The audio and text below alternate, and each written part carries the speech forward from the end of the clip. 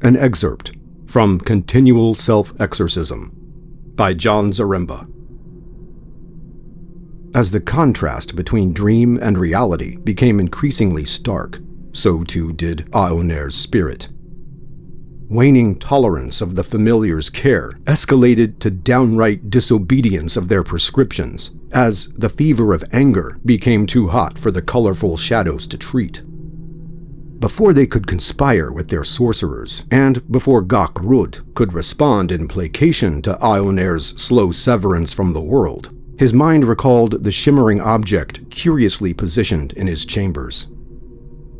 Gak-Rud, know this. The sword is mine, and when I again raise my head from this cushion, it shall be for the final time, Aoner declared aloud to Gak-Rud. It had been so long that he'd spoken that the sound of his own voice startled him.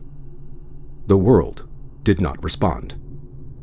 An overwhelming deluge of memories, true memories, not fanciful recollection, flooded Aoner's consciousness.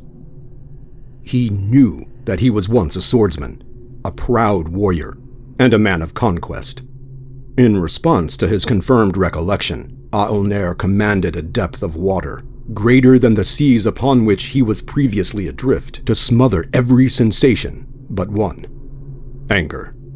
Anger for the high priests who placed him within the castle walls, his familiars, their mystics and sorcerers, Gak-Rud, and most importantly, anger for his self. The folly of complacency that led to Aoner's predicament was made perfectly apparent to him. Aoner identified and shouted the true names of every familiar. Each name was a multisyllabic compound word of such complexity that few could pronounce. Aoner's articulation ceased their incessant advisory, and, one by one, the familiars were made tangible. Their colors quickly faded as each was reduced to a tiny pile of chalk.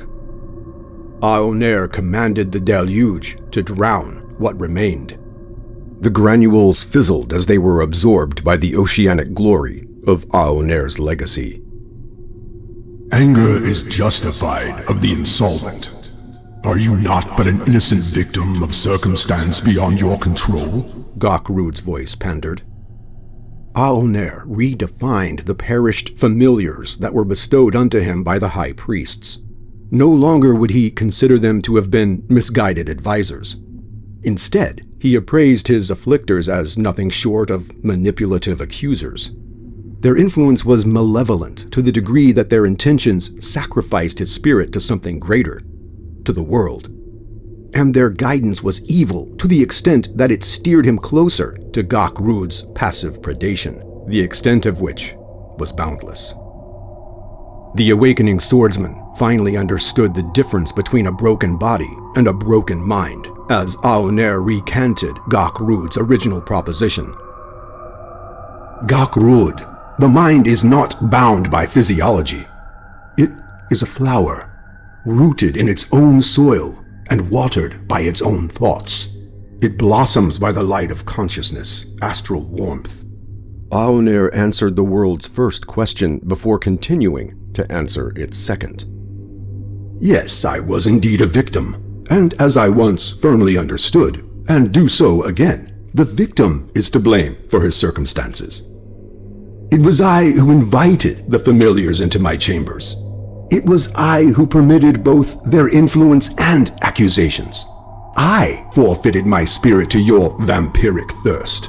I was a victim of myself. What is the meaning of life, Aoner? Gak-Rud asked the most prosaic of questions before adding, And furthermore, what say you if I proclaim there is none? Aoner considered Gak-Rud's added proposition. He concluded that if there were no meaning to life, that he should deal himself the same degree of compassionate euthanasia that he intended for the world. However, it was impossible for the awakening swordsman to commit to such a spiritual framework for one reason. Aoner knew that it was he who permitted his victimhood and liberation. He created justification for both. and that justification begat meaning to both outcomes. Gok-Rud, to you I say, justification. The meaning of life is to justify one's own existence to existence. To the world I assert that I have a reason to be. Rue unto the Wanglers and their deceitful schemes of fraudulent advisory. And to you, Gok-Rud, should you dare thwart my will. I agree, spoke Gok-Rud. His words were delivered as spastic bursts of white that struck Aoner with blinding pain until he realized that he had yet to see.